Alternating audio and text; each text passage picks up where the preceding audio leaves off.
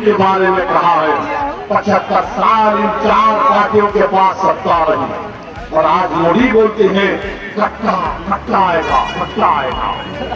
मोदी जी ये 2015 से 2023 तक आपकी सरकार बोल रही तो बिहार में 36,375 मर्डर हुआ है, कत्ल हुआ है, यानी हर साल 3,200 लोग मारे गए।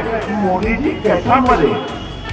घर में जल जाके मर गए, मर्डर हुआ है और आप नीतीशवा के साथ हैं।